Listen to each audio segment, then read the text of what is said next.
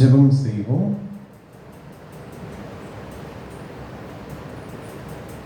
கர்த்தருடைய ஆலயத்திற்கு போவோம் வாருங்கள் என்று எனக்கு அவர்கள் சொன்னபோது மகிழ்ச்சியாய் இருந்தேன். எருசலேமே, உன் வாசல்களில் எங்கள் கால்கள் நிற்கலாயிற்று. எங்கள் தேவனாகிய கர்த்தரின் ஆலயத்தின் நிமித்தம் உனக்கு நன்மை உண்டாக தேடுவேன். தேவனே, ஜனங்கள் உம்மை துதிப்பார்களாக, சகல ஜனங்களும் உம்மை துதிப்பார்களாக. அன்பின் பரலோக பிதாவே, இந்த மாலை ஆராதனை வேளைக்காய் தேவருக்கு நன்றி செலுத்துகிறோம். இந்த மாலை நேரத்திலும் தேவ சமூகத்தில் நாங்கள் கூடி வந்து உம்மை ஆராதிக்க தொழுது கொள்ள ஆண்டவர் கொடுத்த உன்னதமான கிருபைக்காய் தேவருக்கு நன்றி செலுத்துகிறோம். இந்த ஆராதனையிலே பரிசுத்த ஆவியானவர் பிரசன்னராயிரும், மகிமைப்படும், எங்களோடு கூட பேசும். உங்கள் இருதய கண்களை திறந்தருளுவீராக. இயேசுவின் நாமத்தில் ஜெபிக்கிறோம் நல்ல பிதாவே, ஆமென். ஆராதனை காரணமாகவும் தேவன் நம் மகிமைக்காக நம் யாவரும் எழுந்து நின்ற கீதங்களும் கீர்த்தனைகளும் 312வது பாடலை பாடுவோம். தீய மனதை மாற்றுவாரு தூய ஆவியே. கீதங்களும் கீர்த்தனைகளும் 312வது பாடல். தீய மனதை மாற்றவாரும் தூய ஆவியே, தூய ஆவியே, கணநேயமேவியே, மாய பாச தழுந்தி வாடி மாளும் சாவிரால், மாளும் சாவிரால், மிக மாயும் பாவினான், தீமை செய்ய நாடுதெந்த திருக்கு நெஞ்சமே, திருக்கு நெஞ்சமே, மருள் தீர்க்கும் தஞ்சமே, பரத்தை நோக்க மனம் அச்சேனே பதடிதானையா,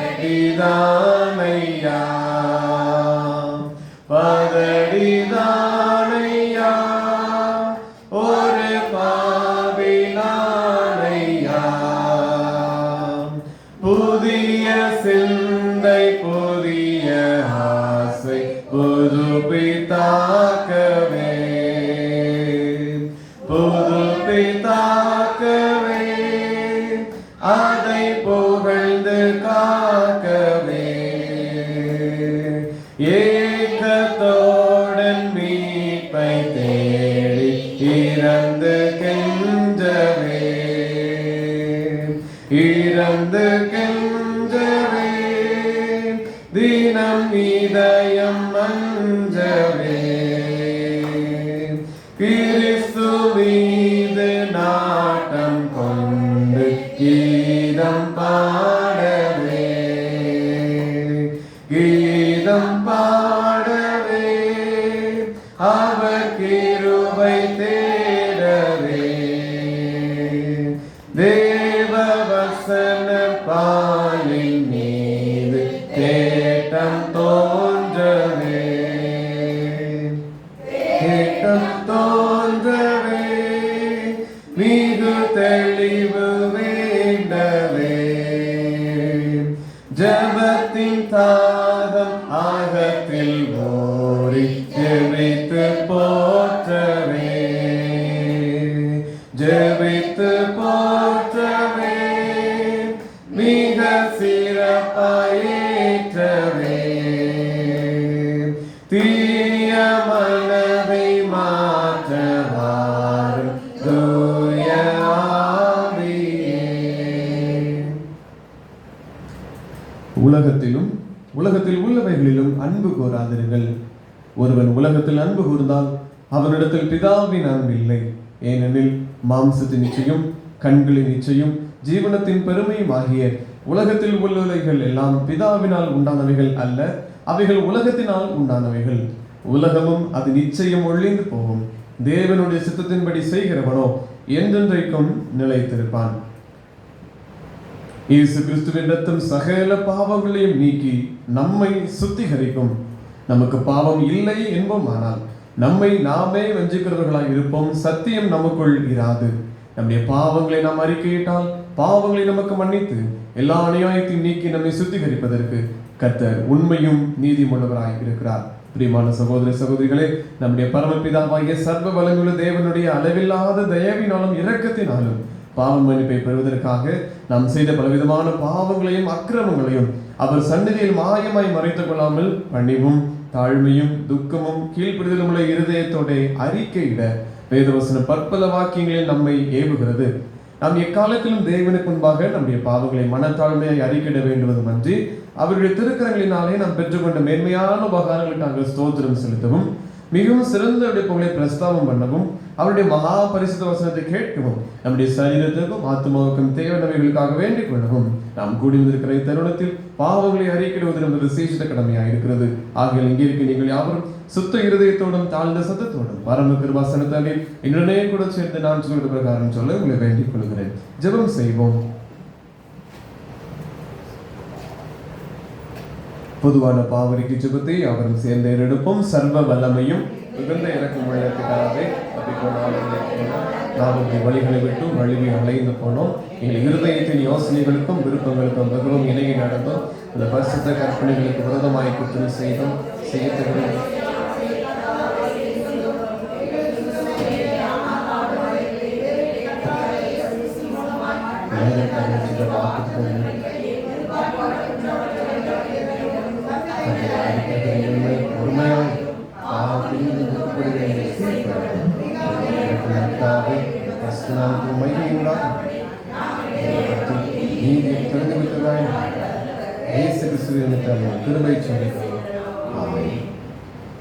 தேவனே, எப்பொழுதும் இரக்கம் செய்கிறதும் மன்னிக்கிறதும் உமக்கு சுபாவமும் லட்சணமாய் இருக்கிறதினால் எங்கள் தாழ்மையான விண்ணப்பங்களை ஏற்றுக்கொண்டு எங்கள் பாவங்களாகிய சங்கிலியினாலே நாங்கள் கட்டுண்டவர்கள் ஆயினும் உருக்கமான மிகுந்த இரக்கத்தினாலே எங்களை கட்டவிழ்த்து விடுதலையாக்க வேண்டும் என்று எங்கள் மத்தியஸ்தரும் எங்களுக்காக பரிந்து பேசுகிறவருமாகிய இயேசு கிறிஸ்துவுக்கு மகிமை உண்டாக வேண்டிக் கொள்கிறோம். ஆமென். பரமண்டங்களில் இருக்கிற எங்கள் பிதாவே, நாமம் பரிசுத்தப்படுவதாக, ராஜ்யம் வருவதாக, விசுத்தம் பரமண்டலத்தை சேர்க்கிறது போல பூமியில் சேர்க்கிறதாக, அன்பின் ஆக்கத்தை எங்களுக்காக குருதமாய் சிறுத்தினால் மன்னிக்கிறது போல எங்கள் குற்றம் எங்களுக்கு மன்னியும். எங்கள் சோதனைகள் பிரவேசிக்கப்படாமல் தீவிரங்களை ரட்சிக்கப்படும் ராஜ்யம் அலமி மகிமையும் என்னுடைய குறைகளை. ஆமென். ஆண்டவர் எங்கள் உதடுகளை திறந்தருளும். தேவனே, எங்களை ரட்சிக்க விரைவாய் வாரும். பிதாவுக்கும் குமாரனுக்கும் பரிசுத்தாவிக்கும் மகிமை உண்டாவதாக. கர்த்தரை துதியுங்கள். முறை முறையாக வாசிக்கும்படி தெரிந்து கொள்ளப்பட்ட சங்கீதம் 43ஆம் சங்கீதம். சங்கீதம் 43 முறை முறையாக வாசிப்போம். தேவனே, நீர் என் நியாயத்தை விசாரித்து பக்தி இல்லாத ஜாதியாரோடு எனக்காக வழக்காடி சூதும் அநியாயமுமான மனுஷனுக்கு என்னை தப்புவியும்.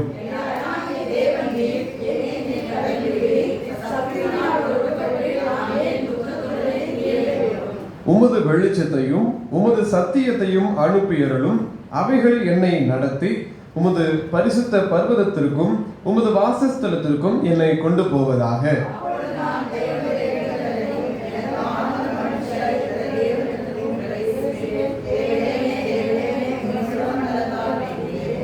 வாசிப்போம். என் ஆத்துமாவே, நீ ஏன் கலங்குகிறாய்? ஏன் எனக்குள் தியங்குகிறாய்? தேவனை நோக்கி காத்துது. என் முகத்துக்கு ரட்சிப்பும் என் தேவனமாய் இருக்கிறவரை நான் இன்னும் துதிப்பேன். பிதாவுக்கும் குமாரனுக்கும் பரிசுத்தாவிக்கும் மகிமை உண்டாவதாக.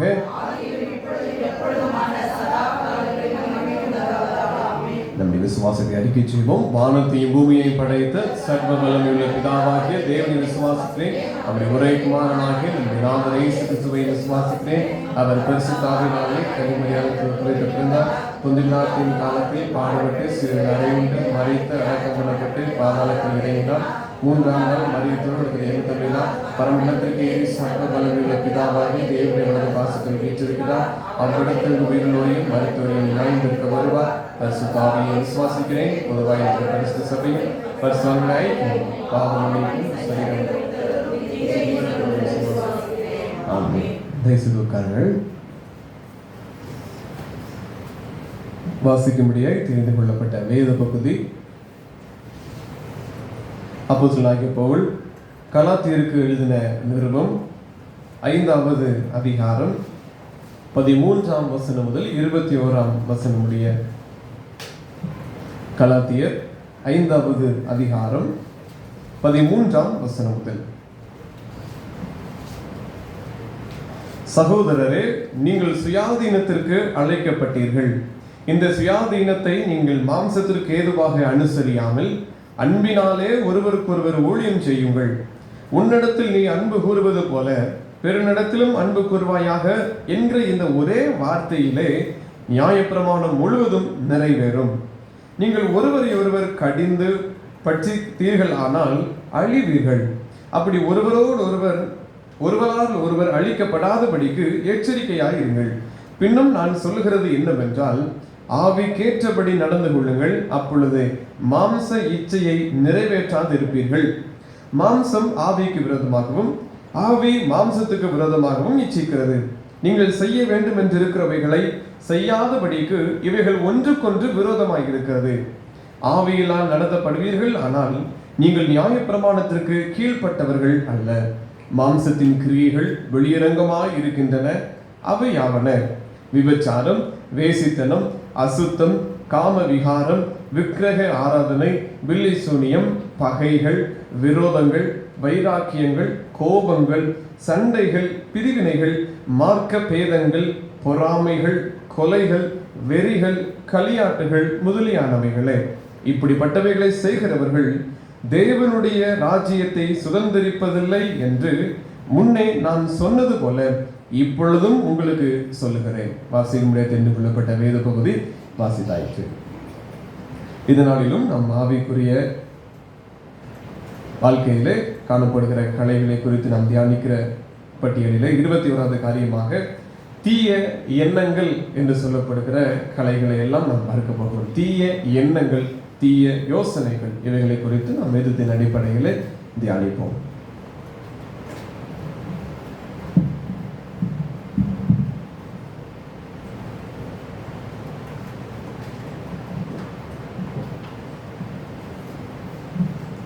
ஆண்டவராகிய இயேசு கிறிஸ்துவின் நாமத்தினாலே மீண்டும் உங்களை நான் அன்போடு வாழ்த்துகிறேன். இந்த நாளிலும் ஆவிக்குரிய கலைகள் என்ற வரிசையிலே தீய எண்ணங்கள் அவைகளை குறித்து நாம் சிறிது நேரம் சிந்திக்கலாம். தீய எண்ணங்கள் அல்லது தீய யோசனைகள் என்று சொல்லலாம். நாம் வாசிக்க கேட்ட கலாத்தியர் 5ஆம் அதிகாரத்திலே இவைகளை குறித்து சொல்லப்பட்டிருக்கிறது. ஆவியின் கனிகள் 9 தான். ஆனால் இந்த மாம்சத்தின் கிரியைகள் 17 இருக்கும் லிஸ்டில். இது எல்லாத்திற்கும் சேர்த்து 19 வசனத்தில் முதல் லைன்லேயே கொடுத்துருக்கு பாருங்க ஒரு ஹெட்டிங், மாம்சத்தின் கிரியை அப்படின்னு இருக்கும். இது எல்லாமே மாம்சத்தின் கிரியை ஒன்றுக்கு ஒன்று தொடர்பு உடையது. இதில் கொடுத்துருக்க எல்லாமே பாருங்க பகையினால் ஏற்படக்கூடியது. ஒரு பிரச்சனை வந்துருச்சுன்னா அடுத்த பிரச்சனை தானே சேர்ந்து கொள்ளும் மாதிரி இருக்கும். இது இன்னொரு மொழியில் நம்ம சொல்வதாக இருந்தால் மிருக குணம் என்றும் சொல்லலாம். மிருக குணம் என்றால் உதாரணத்துக்கு ஒரு யானை இருக்குதுன்னா அந்த யானை யாராவது துன்புறுத்தினால் அந்த யானை அந்த ஆளை அடிக்காமல் விடாது. எப்படியாவது அவர்களை துன்புறுத்திடும் அல்லது கொண்டு போட்டு விடும். அதான் மிருக குணம். ஸோ அந்த மிருக குணத்தை தான் இந்த மாம்சத்தின் கிரியைக்கு ஒப்பிட்டு இருக்கிறோம். இரண்டாவது ஒன்று பார்த்தீங்கன்னா ஆவியின் சிந்தனை. ஆவியின் சிந்தனையை தெய்வீக குணம் என்று அழைக்கலாம். இதற்கு தான் நாம் அழைக்கப்பட்டிருக்கிறோம்.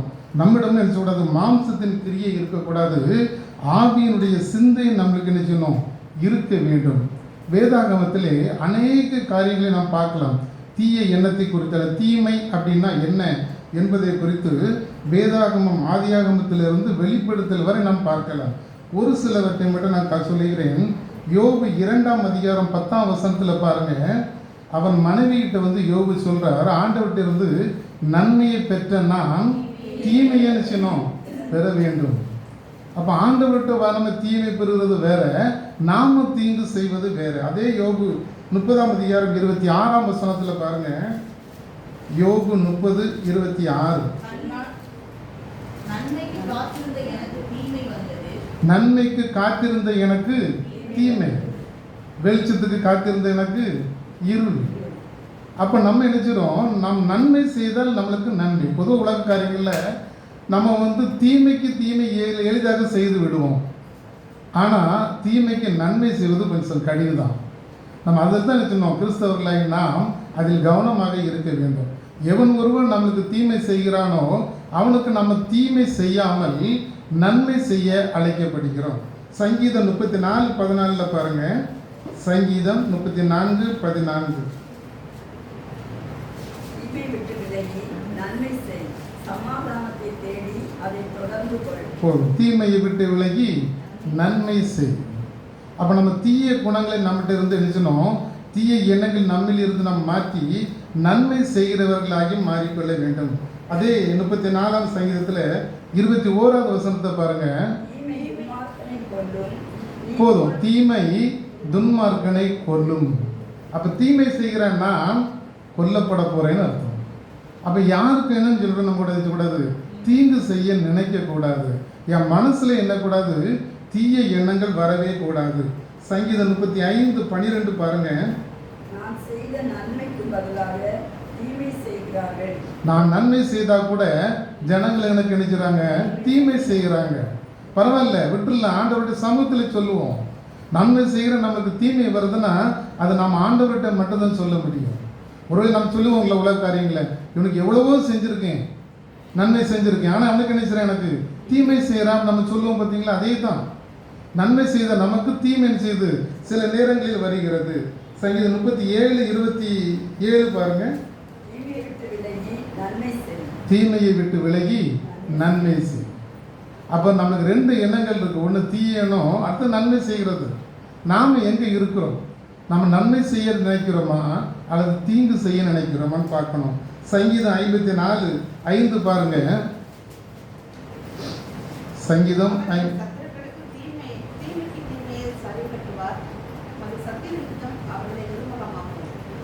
அடுத்த வசனம் பாருங்க. நீதிமொழிகள் 3:7 பாருங்க. நீதிமொழிகள் 3:7.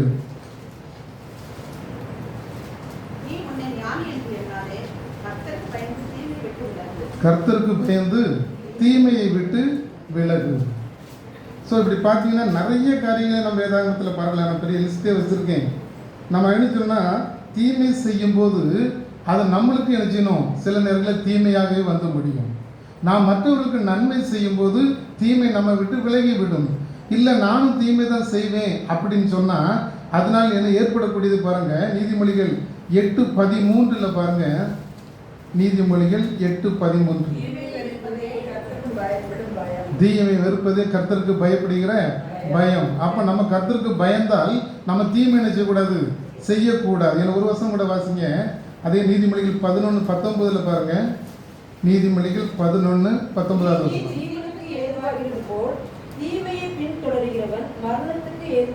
அப்ப தீமையை பின்தொடர்கிறவன் மரணத்துக்கு ஏதுவாகிறான். இப்படி வேதாகமத்திலே அநேக காரியங்களை நாம் குறித்து பார்க்க முடியும்.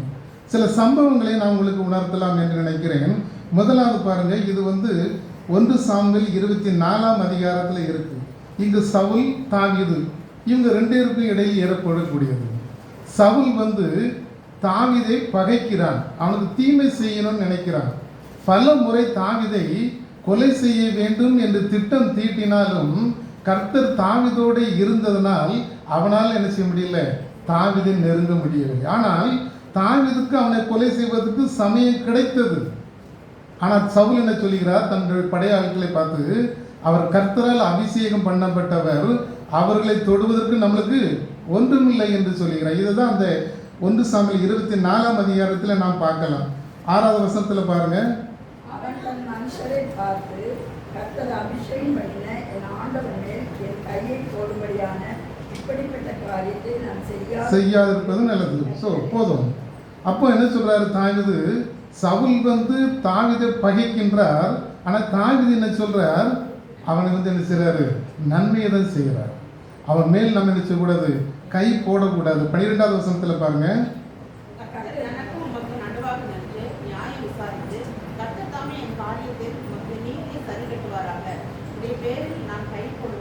போதும். அது 17-18 பாருங்க. அதே அதிகாரத்தில்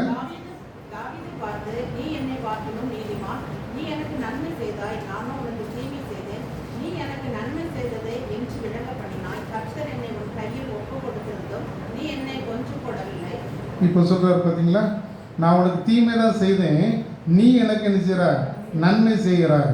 ஆனால் என்னை ஆண்டவர் உன் கையில் என்னை ஒப்பு கொடுத்தா கூட நீ எனக்கு என்ன செய்யல, தீமை செய்யவில்லை என்று உணர்கிறார். ஸோ அப்போ பார்த்தீங்கன்னு சொன்னாக்கி இங்கு தாவீது நினைக்கிறார், தனக்கு தீமை செய்த ஒரு நபரை நன்மையால் என்ன செய்கிறார், எதிர்த்து நிற்கிறார். அப்படியானால் நாமளும் என்ன சொன்னோம், நம்மளுக்கு தீமை வரும்போது அல்லது ஒரு தீமை செய்யும்போது அவர்களுக்கு நாம் நன்மையை செய்யும்போது அதனால் ஆண்டவருடைய ஆசீர்வாதங்களை பெற்றுக்கொள்ள முடியும். இரண்டாவது ஒரு நபர் பாருங்க, யோசேப்பு. ஆதியாகமம் 37ஆம் அதிகாரத்தில் இவருடைய சம்பவம் வருகிறது. யோசேப்பு தன்னுடைய சொந்த சகோதரர்களால் பகைக்கப்பட்டான். அவனை பிடிச்சி ஒரு குழியில் போட்டுட்டாங்க. அது பிறகு எடுத்து விற்பனை பண்ணுறாங்க. அது பிறகு ராஜ அரண்மனைக்கு போனாலும் அங்கேயே இவனுக்கு சோதனைகள், சிறைச்சாலையில் போய் உட்கார அளவுக்கு ஒரே தீமையாக தான் அவனுக்கு நடக்கிறது. ஆனால் ஆண்டவர் என்ன செஞ்சார், யோசேப்போடு இருந்து அவனை அதிபதியாக மாற்றினார். இப்பொழுது சகோதரர்கள் வராங்க. யோசேப்புக்கு தெரியும், இது தன்னுடைய சகோதரர்கள் தெரிஞ்சால் கூட அதை காட்டாமல் அவர்களிடம் பேசுகிறார். இது 9வது ஆதியாகமம் 37:19 பாருங்க. ஆதியாகமம் 37:19. அவரை பகைக்கிறாங்க, இதோ சொப்பனைக்காரன் வருகிறான் அப்படின்னு. இப்போ ஆதியாகமம் 44:4 பாருங்க. ஆதியாகமம் 44:4.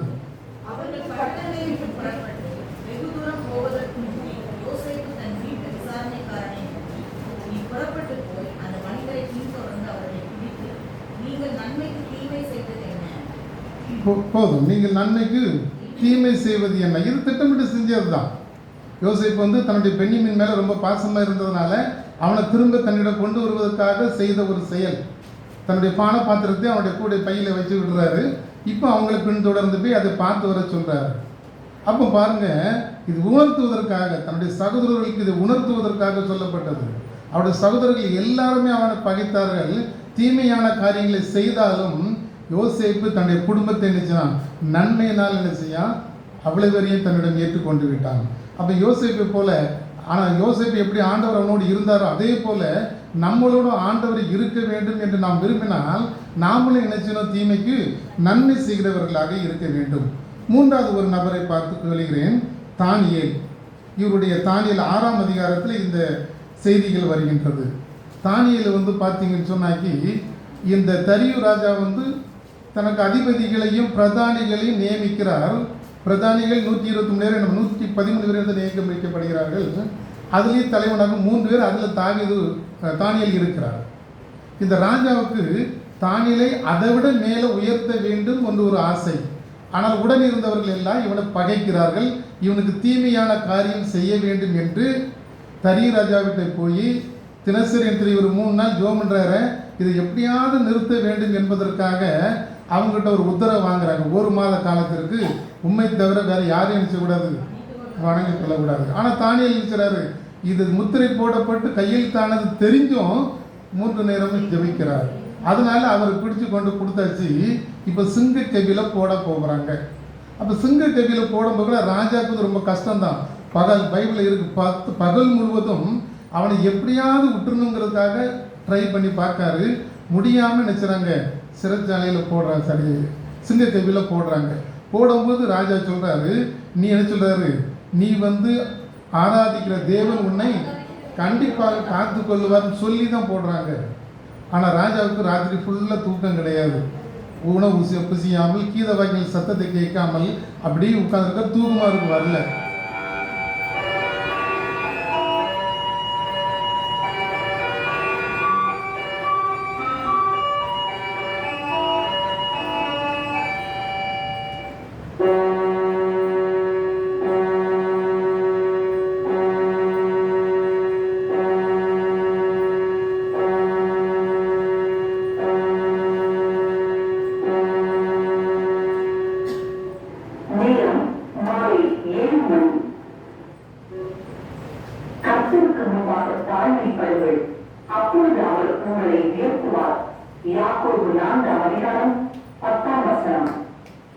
காலையிலே இந்த ராஜா எழுந்து இந்த சிங்க கவிக்கு ஓடி தாழ்ந்த குரலில் கேட்குறாரு, தானியேலே என்ன சொல்கிறாரு, உன் தேவன் உன்னை காத்து கொண்டாரான்னு சொல்கிறாரு. அவர் ஆமாம், ஆண்டவர் என்ன செஞ்சார், சிங்கங்களின் வாயெல்லாம் கட்டி போட்டாருன்னு. நான் ஒருவேளை நினைக்கிற சிங்கத்தை தலையினை வச்சு கூட படுத்திருந்துருக்கலாம். ஆண்டவர் வந்து எல்லா சிங்கத்திനും வாங்கி கட்டிட்டாரு. ஆனால் தானியல் நல்லா தூங்கிட்டாரு. ராஜாவுக்கு தூக்கம் இல்லை, ஆனால் சிங்கு கப்பியில் கிடந்த தானியலுக்கு, ஏன்னா கர்த்தர் தானியலோடு இருந்தார். அதனால் அவர் நல்ல ஜாலியாக தூங்கி தான் வெளியே வராரு. அப்படிப்பட்ட இந்த மக்கள் பிரதானிகள் தானியல் மீது தீமை செய்ய நினைத்தார்கள். ஆனால் ஆண்டவர் என்ன செஞ்சார்? தானியலை அதிபதியாக உயர்த்தினார். அவனுக்கு நன்மை. அப்போ மக்கள்லாம் சேர்ந்து, பிரதானிகள் எல்லாருமே சேர்ந்து அவருக்கு தீமை செய்ய நினைத்தார்கள். தேவன் அந்த தீமையை நன்மையாக மாற்றி கொடுத்தார்.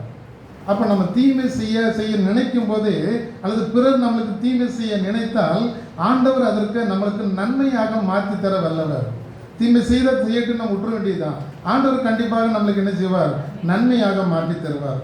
நான்காவதாக ஒரு ஆள் பார்ப்போம். இங்கே யாக்கோபு தன்னுடைய மாமன் வீட்டில் லாபான் வீட்டில் என்ன செய்கிறாரு? வேலை செய்கிறார். இப்பொழுது அவர் என்ன செய்கிறார்? தன்னுடைய வீட்டுக்கு திரும்பும்போது நடக்கக்கூடிய இந்த சங்கதி ஆதியாகமம் 31ஆம் அதிகாரம் 24வது வசனத்தில் பாருங்க. அன்று ராத்திரி தேவன் சீரியா தேசத்தனாகிய லாபானுக்கு சொப்பனத்தில் தோன்றி, நீ யாக்கோபோடே நன்மை அன்றி தீமை ஒன்று பேசாதவனுக்கு எச்சரிக்கையாய் இருந்தார். தேவன் சொப்பனத்தில் எச்சரிக்கிறார் லாபானை. யாக்கோபோடு என்ன செய்யணும்? நன்மையை பேசு, தீமை பேசாத. அதே ஆண்டவர் அடுத்ததுல 29வது வருஷத்துல பாருங்க.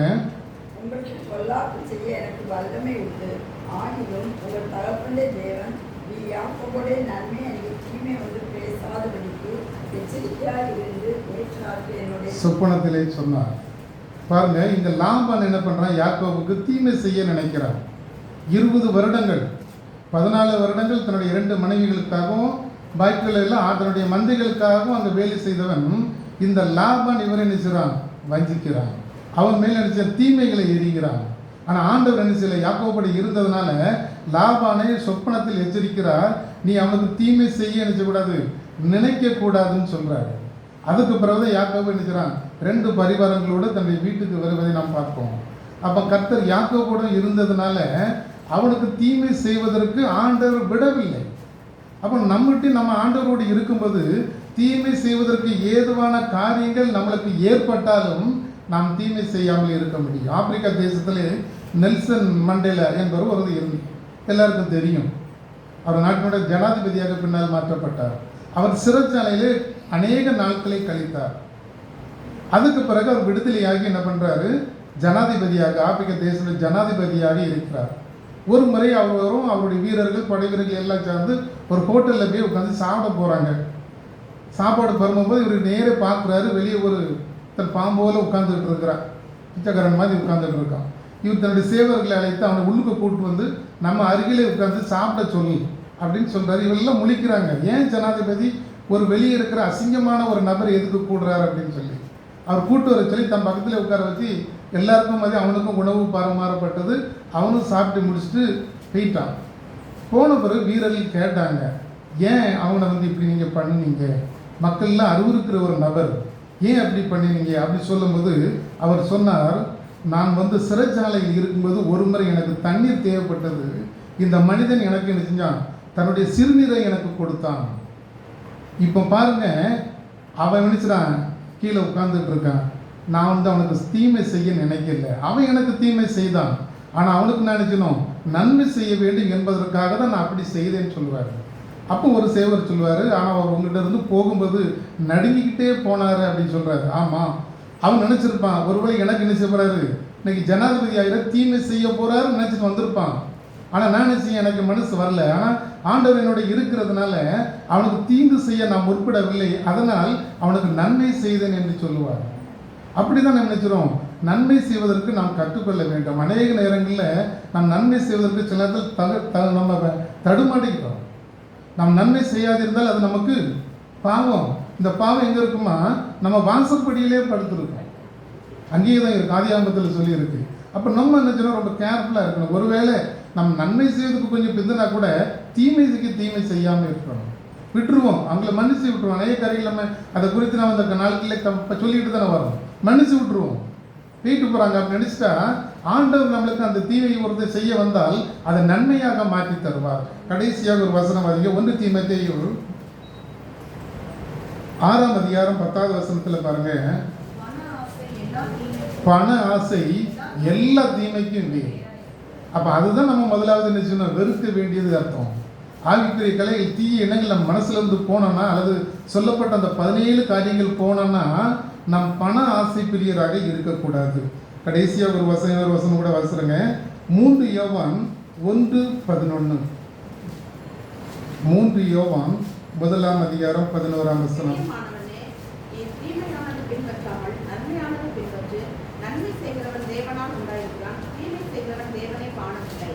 நன்மை செய்கிறவன் தேவனால் உண்டாயிருக்கிறான். அப்ப நன்மை செய்யக்கூடிய கிரியை எனக்கு வேணும்னா நான் ஆண்டவருடைய பிள்ளையாக இருக்க வேண்டும். நான் நன்மை செய்யும்போது ஆண்டவர் நம்மளை வழி நடத்துவார். எப்படி யோசேப்போட ஆண்டவர் இருந்தாரோ, எப்படி தானியேலோட யாக்கோபோட இருந்தாரோ, அதே தேவன் நாமும் நன்மை செய்யும்போது நம்மளோட என்ன செய்வார், இருக்க முடியும். அதுக்கு நம்மளை என்ன செய்யணும், தயார்படுத்திக் கொள்ள வேண்டும். 1 பேதுரு 3:12 பாருங்க. 1 பேதுரு 3:12.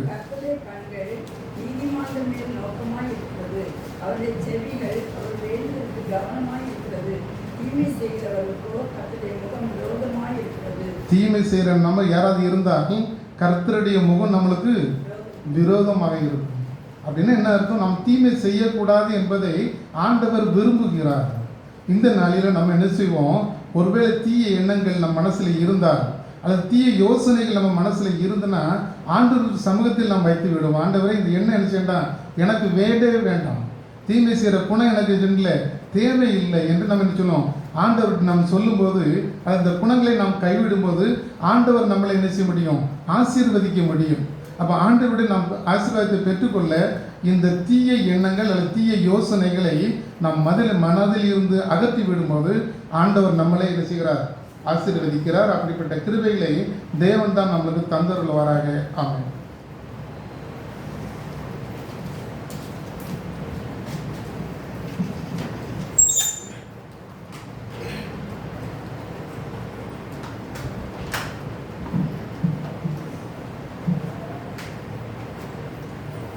ஜெபம் செய்வோம். அன்பின் கர்த்தாவே, இந்த நாளிலும் நாங்கள் தியானித்த பிரகாரமாய் தீய எண்ணங்கள் எங்களுக்குள் காணப்படுகிறது. பரிசுத்த ஆவியானவர் தாமே இந்த தீய மனதை மாற்ற வருவீராக. தீய மனதை மாற்ற பாரும் தூய் ஆவியே எங்களை பரிசுத்தப்படுத்துவீராக. தீமை செய்கிறதற்கு நாடுகிறது இந்த திருக்குள்ள நெஞ்சம். இந்த தீய எண்ணங்கள் எல்லாவற்றையும் அகற்றி போடுவீராக.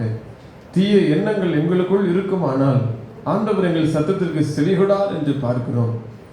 ஆண்டவரே, நீ தீமையினால் வெல்லப்படாமல் தீமையை நன்மையினாலே வெல்ல என்று சொல்லியிருக்கிறீரே, அதே போல தீய எண்ணங்கள் எங்களுக்குள் இராதபடி இருக்க கிருபை செய்யுங்க. ஒருவர் எங்களுக்கு தீமை செய்திருந்தாலும் அந்த தீய எண்ணங்கள் எங்களுக்குள் வராதபடி அந்த தீமையை நன்மையினால் வெல்ல கிருபை செய்வீராக. ஒருவர் எங்களுக்கு தீமை செய்திருந்தாலும் அவர்களுக்கு நன்மை செய்ய எங்களுக்கு உதவி செய்வீராக. ஆண்டவரே, மிக கொடிய ஒரு காரியம். இவ்வளவு தீமை செய்தாலும் அவர்களுக்கு நன்மை செய்வது மிக அரிதான காரியம். ஆனாலும் நீர் அந்த பண்பை ஆண்டவரே நீர் வாழ்ந்து காண்பித்திருக்கிறீர். எங்களுக்குள் அதை தருவீராக. இந்த உலகத்தில் உமக்கு விரோதமாய் தீமை செய்த எத்தனையோ ஜனங்களை மனப்பூர்வமாய் மன்னித்து அவர்களை ஆசீர்வதித்தது பிரகாரமாய் ஆண்டவர் எங்களையும் கூட இந்த தீய எண்ணங்கள் எல்லாவற்றையும் எங்களிடத்திலிருந்து எடுத்து போடுவீராக. நாங்கள் பரிசுத்த ஜாதியாய் ஆண்டவரே உண்மையுள்ள ஜனங்களாய் வாழ்வதற்கு கர்த்தர் கிருபை செய்யுங்க. எங்கள் எண்ணங்கள் ஆண்டவரே புதிய சிந்தையாய் மாறட்டும். பரிசுத்த ஆவியானவர் எங்களை பரிசுத்தப்படுத்துவீராக. எங்கள் எண்ணங்கள் கர்த்தரை பற்றினதாக தெய்வீக பண்புகளை உடையதாக மாறட்டும். ஆவிக்குரிய சிந்தனைகளில் நாங்கள் வளர்ந்திருக்கட்டும். மாம்சத்தின் கிரியைகள் எங்களுக்குள் செயல்படாதிருக்க கிருபை செய்யுங்க. இந்த தீய எண்ணங்கள் 17 காரியங்கள் ஆண்டவரே வேதத்தில் நாங்கள் வாசித்தோமே, இந்த காரியங்கள் எங்களுக்குள் செயல்படாதபடி இருக்க கிருபை செய்யுங்க. அவைகள் முற்றிலுமாய் எங்களுக்கு எடுத்து போடுவீராக. ஆண்டவரே, புதிய சிந்தை எங்களுக்குள் இருக்கட்டும். ஆண்டவரே, புதிய ஒரு எண்ணங்கள் எங்களுக்குள் இருக்கட்டும். இந்த தீய எண்ணங்கள் எல்லாவற்றையும் எங்களுக்கு எடுத்து போடுவீராக.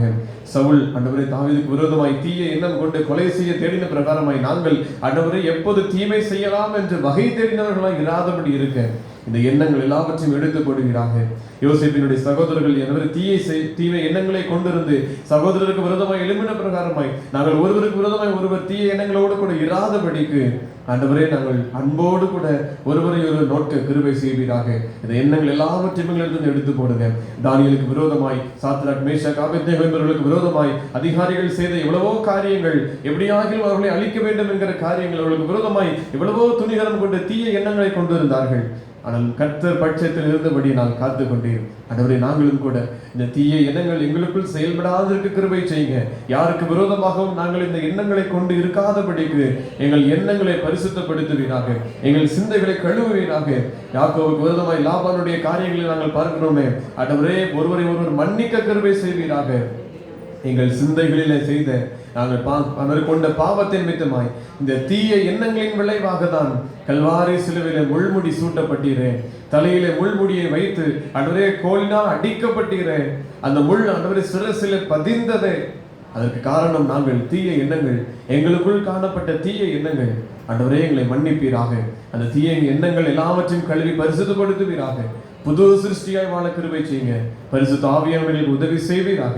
இந்த தீய காரியங்கள், நீர் அருவருக்கக்கூடிய எண்ணங்கள் எல்லாவற்றையும் எங்களிடத்தில் எடுத்து போடுங்க. கிறிஸ்துவின் சிந்தையே உங்களிடம் இருக்க கடவுது என்ற பிரகாரமாய் இயேசு கிறிஸ்து கொண்டிருந்த சிந்தை எங்களுக்குள் இருக்கட்டும். அன்பு, இரக்கம், கருணை, இந்த எண்ணங்கள் எங்களுக்குள் இருக்கட்டும். எல்லாரையும் நேசிக்கிற காரியம் எங்களுக்குள் இருக்கட்டும். ஆண்டவரே, மன்னித்து மறந்திட கர்த்தர் கிருபை செய்யுங்க. இந்த தீய எண்ணங்கள் இருக்காதபடி, தீமை செய்திருந்தாலும் அவர்களுக்கு நாங்கள் நன்மை செய்ய கிருபை செய்யுங்க. இயேசுவை வெளிக்காட்ட கிருபை செய்யுங்க. எங்கள் ஒருவரையும் கழுவுவீராக, பரிசுத்தப்படுத்துவீராக. உன்னதமான தேவனுடைய கரங்களில் ஒப்பு கொடுத்து ஜெபிக்கிறோம். எங்களை பரிசுத்தப்படுத்தும். எங்களை தாழ்த்தி ஒப்பு கொடுக்கிறோம். இயேசு கிறிஸ்துவின் நாமத்தில் ஜெபிக்கிறோம் நல்ல பிதாவே, ஆமென். நம்முடைய கர்த்தராகிய இயேசு கிறிஸ்துவினுடைய கிருபையும் பிதாவாகிய தேவனுடைய அன்பும் பரிசுத்த ஆவியானவருடைய ஐக்கியம் நம் அனைவரோடும் கூட எப்போதைக்கும் இருப்பதாக. ஆமென். என்னோடேரும் மாநேச கர்த்தரே, வெளிச்சம் மங்கி இருட்டாயிற்றே, மற்றோர் சகாயம் அற்ற போதிலும் நீங்காவோ தாசை நீர் என்னோடேரும். ஆமென். கர்த்தர் உங்களோடு இருப்பாராக.